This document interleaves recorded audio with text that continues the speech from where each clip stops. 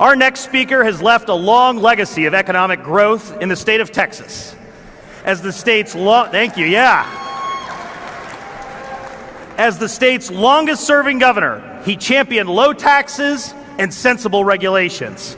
He led our national energy revolution. He presided over explosive growth with 1.5 million jobs created in the state since 2007. Get this. Without the growth Texas had throughout our long recession, the country would have 400,000 fewer jobs today than after President Obama's so-called economic recovery. When special interests came calling, Governor Perry would have none of it. As a matter of fact, he took a strong stance against the corrupt Export-Import Bank, and in the Wall Street Journal earlier this year, he said that the bank should be terminated.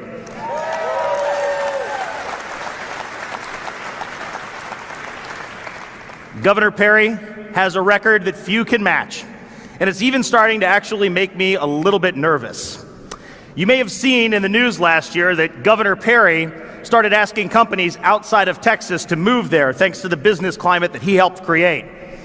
So I want to invite Governor Perry to join us on stage and share his incredible story, but with just one note of caution. I love my job, Governor. Please do not steal it away to Texas on your way here to the podium. Please stand and help me welcome Governor Rick Perry.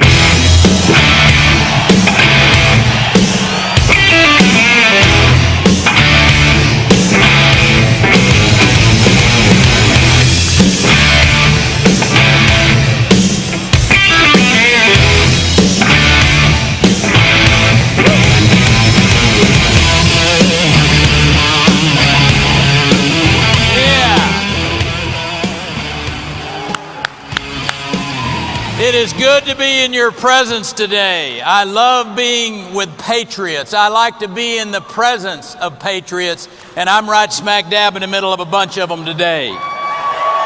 All of you who are the grassroots of this country, known as Americans for Prosperity, God bless you, thank you. I bring you greetings from the largest red state in America, from the great state of Texas. You know, we're a little bit less than 6 months away from this process of starting to vote for the next president of the United States. And with so many candidates running on the Republican primary, the spiritual gift of discernment is probably required in this political environment that we're in. You know, the Apostle Paul, he wrote to Timothy and he said, the time will come when people will put up, or they will not put up, with sound doctrine. He said, instead, to suit their own desires, they will gather around them a great number of teachers to say what their itching ears want to hear. They will turn their ears away from the truth and turn aside to myths. Some candidates will say what you want to hear to soothe those itching ears. But the question is not whether we nominate a candidate for president who says the right thing, but a leader who has a record of doing the right thing.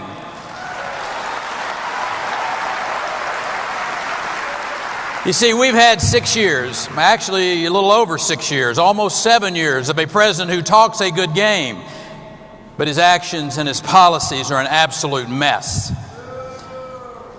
How far we have come from those heady days of the president's soaring speeches in front of millions of fawning Europeans. From those Roman columns that served as his backdrop at the 2008 Democrat convention. From the rhetoric about healing of our nation and the stopping of the rise of the oceans. Yeah, see, today we know what hope and change finally meant.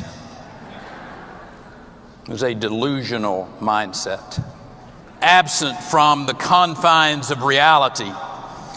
The State of the Union address has become the State of Delusion address. There's a man who says that ISIS is on the run, where the largest state sponsor of terrorism is deemed to be an honest broker in meeting the terms of a nuclear agreement. This delusion is so strong that just this last week, we learned details of a secret deal with these side agreements with Iran and the United Nations inspectors. Iran's going to be allowed to do its own inspections. Now, they're going to be able to go into one of the most secretive places, that Parchin nuclear site, and do their own inspections. No wonder our administration has tried to keep it secret. This is a national embarrassment.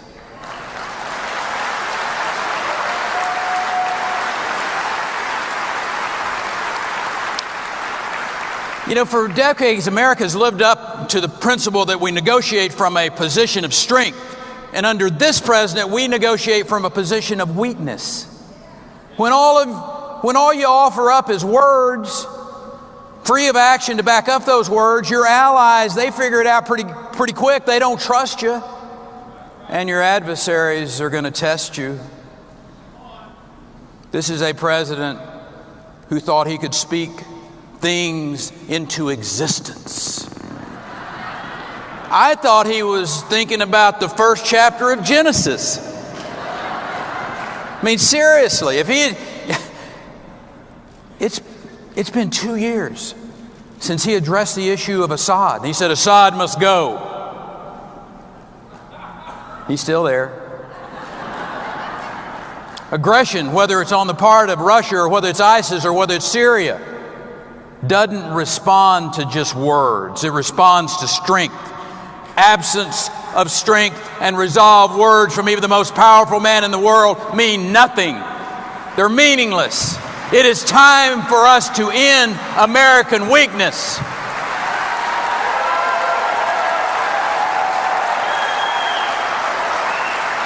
As Republicans, we cannot repeat the mistakes of the last 8 years. We need to place a premium on action, not words. We need to be talking about a record, not rhetoric. We don't need to be relying upon a cult of personality over durable personal qualities.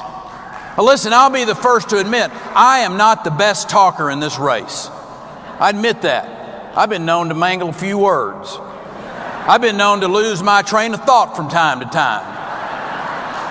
But I have never forgotten about where I came from and what I believe. Never. My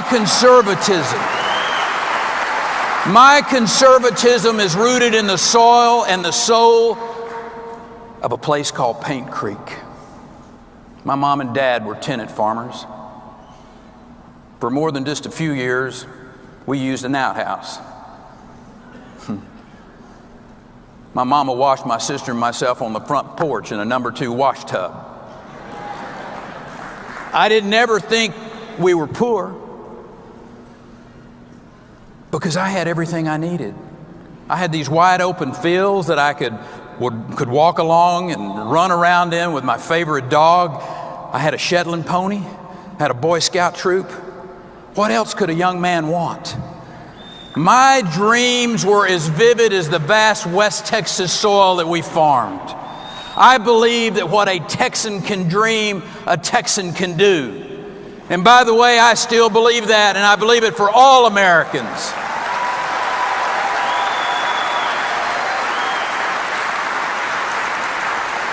You see, it was in that place called Paint Creek that I learned the value of hard work, the value of $1, the importance of family, and the limitless possibilities of freedom. My conservatism is as sturdy as that red dirt that we farmed. As governor of Texas, I lived by the philosophy that limited government leads to unlimited opportunity. You see, we kept our taxes low. We didn't spend all the money in the state of Texas. In fact, we left $6.5 billion in our rainy day fund. We implemented smart regulations so that the private sector could flourish. We stood for high standards in our classrooms, and today, Texas has the second highest high school graduation rates in America. We passed the most sweeping tort reform in the nation. And no state did more to push back against an intrusive, overreaching federal government than Texas did. My Attorney General Greg Abbott filed close to 24 lawsuits against an overreaching federal government. We pushed back against Washington's intrusions for a simple reason. The Constitution is my owner's manual.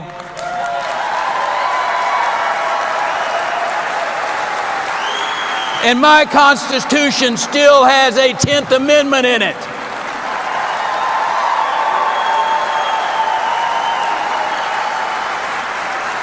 I stood up to this Washington machine from day one by opposing Common Core.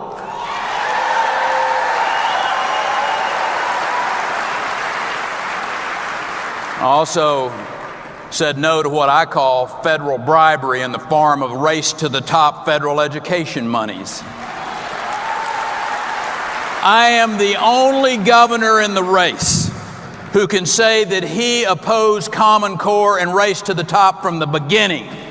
Not once did I ever even look at it. And the reason I did it is rather simple. I will never trade freedom for federal money. Never.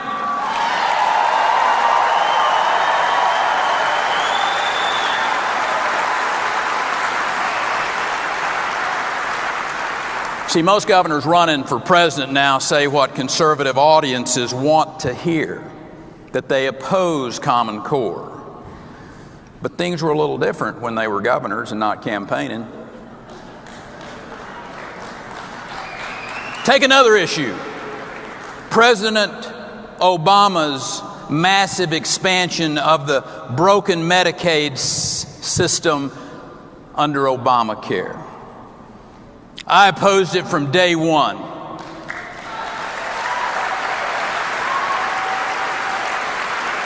The same cannot be said about every governor in this race. The argument has been made that states should reclaim their share of federal dollars. But that begs the question, what about our children's share of the federal debt?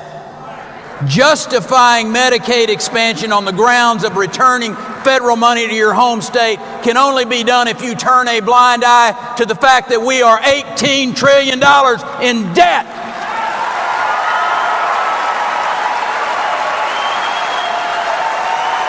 Yeah.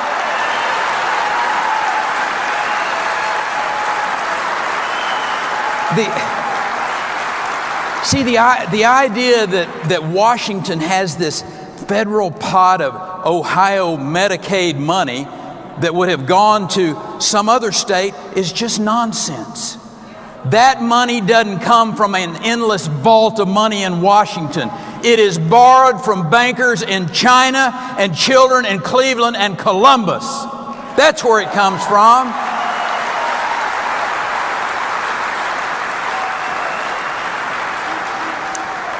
I oppose Medicaid expansion because the answer to our health care woes is not to put 1 million more Texans on the government rolls, but to make private insurance more affordable in the private marketplace.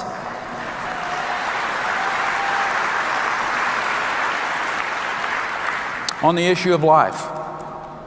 I'm the most pro-life. I got the most pro-life record of any governor in America. I signed a parental consent law for teens seeking an abortion. I signed a sonogram bill making sure that an unborn child is seen and heard before an abortion is performed. And when the Democrat state senator who rose to national prominence became a national celebrity on opposition to a 20-week ban on abortion, I called the legislature back into special session until that bill reached my desk.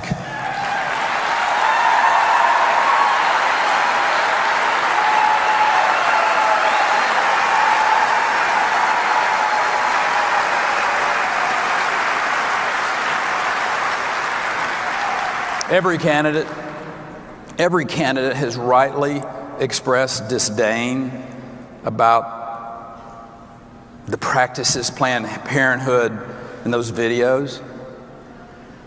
But I actually defunded them in the state of Texas.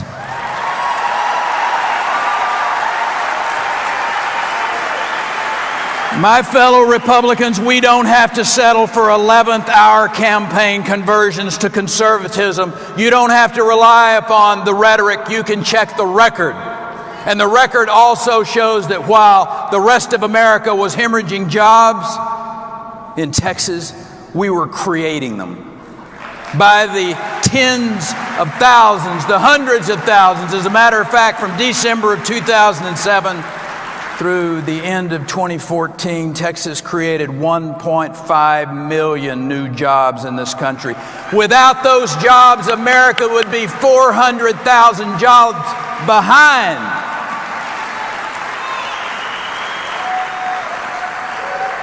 I led the most successful state in the nation, a state that is churning out jobs and opportunity at an historic pace. I haven't wavered on protecting life, on stopping the federal takeover of local classrooms, on fighting this massive takeover of our health care. I've been with you. I've been with you every step of the way. And not just on the campaign trail, but also in the governor's office.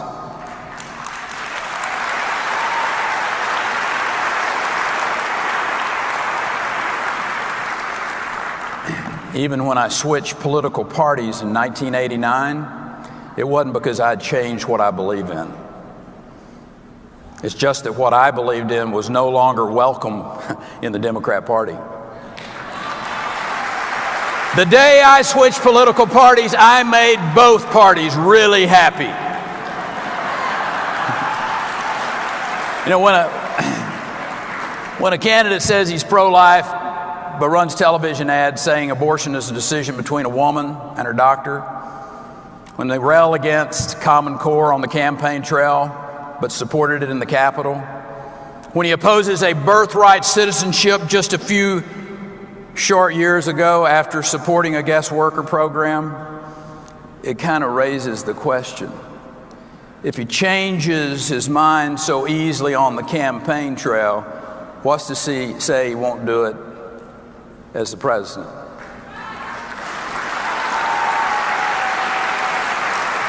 You can know when I go to Washington, it will not be to tinker with the Washington machine, but to dismantle it. I have not worked one day in Washington. I am not invested in that crony culture. I will not be co-opted because I will not take my orders from K Street or Wall Street. I'll take my orders from Main Street.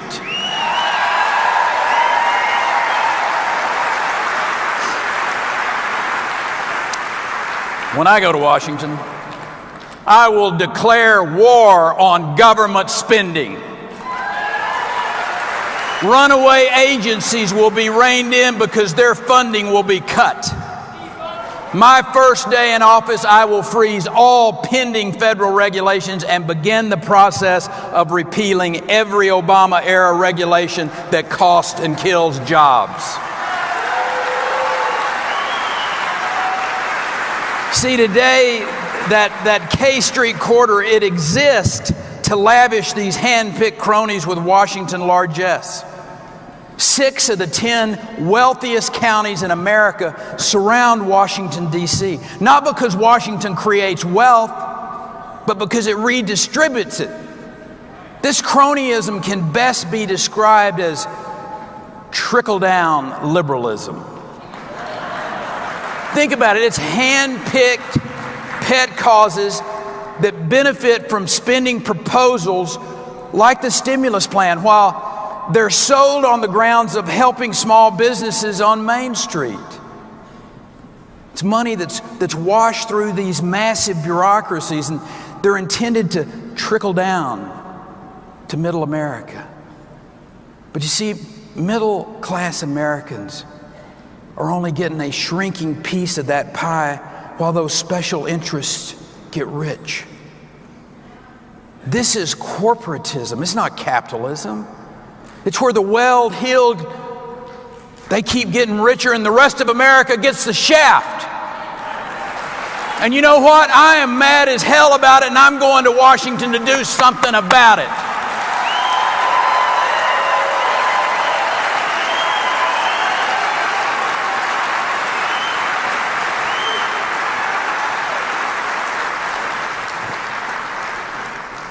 There's nothing that illustrates it more so than Dodd-Frank. Dodd-Frank regulations aimed at Wall Street is killing Main Street. There are more than 1,300 small community banks that have been shut down since Dodd-Frank went into play. Middle-class Americans are turning to lenders of last resort in the form of payday loans. Meanwhile, you got the biggest banks in America that are just getting bigger. Matter of fact, they're bigger than ever.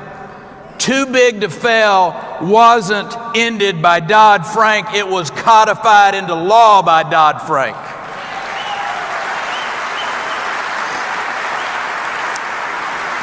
And this assault on the American worker has to end. I mean, I will repeal job-killing regulations and reduce job-killing taxes. We've got the highest corporate income tax rate in the Western world, and it is time to lower it.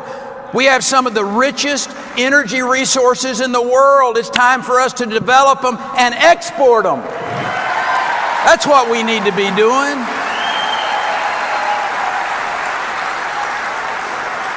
The days of Washington spending bills that are masquerading out there as economic stimulus, it's got to be over. Washington's idea of job creation is Solyndra. The private sector's vision of job creation is Apple. That's what we need to be getting around to in this country. Washington needs to create the environment that is conducive to job creation, and then get the heck out of the way and let the private sector do what the private sector does best.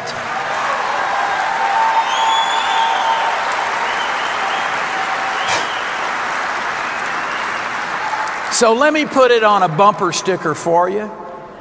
I want to go to Washington, D.C. and make Washington as inconsequential in your life as I can make it. That is what I want to do. Washington is not the fount of all wisdom. The days of central planners controlling our economy and our lives has got to end. It's time to restore power back to the states and freedom to the individuals. It's time to get Washington out of the healthcare business, out of the education business, and finally do what it is federally required to do, which is defending our shores, standing us a strong military, and defend our borders.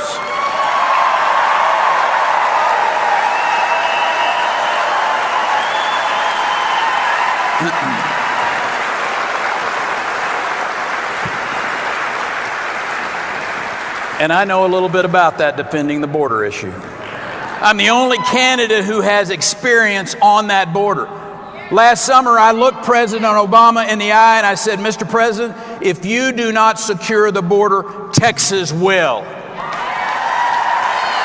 And I deployed our National Guard. I sent our Texas Ranger recon teams. I sent our Parks and Wildlife wardens and literally put them in the river That's where they need to be. We saw apprehensions drop by 74% when we put that manpower on the border in the right places. You see, some candidates, they want to talk a good game on border security and offer simplistic solutions like, let's build a wall. But let me be clear, a wall is only as secure as it is enforced by manpower. The key to border security, the key to border security is boots on the ground from Tijuana to El Paso to Brownsville. That's how you secure that border.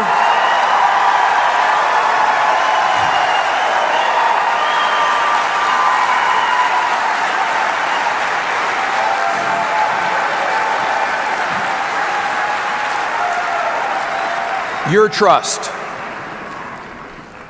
your vote is a sacred trust.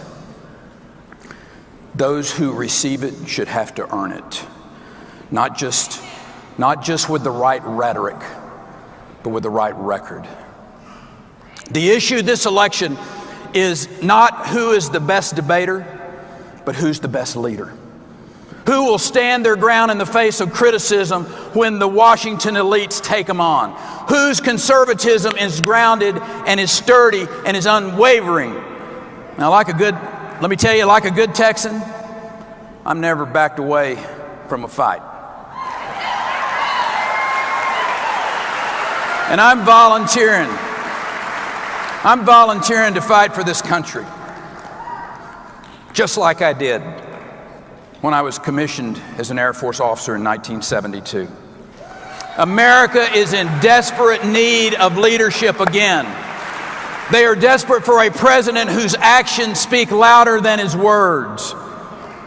Generations of Americans have risen to the challenge of their times. None more so than that World War II generation who rescued the world from fascism. Never was it more clear to me some years back when I took my father back to his old air base in East Anglia. I took my dad across the English Channel one more time. He flew 35 missions over Nazi-held continent. We crossed that English Channel one more time.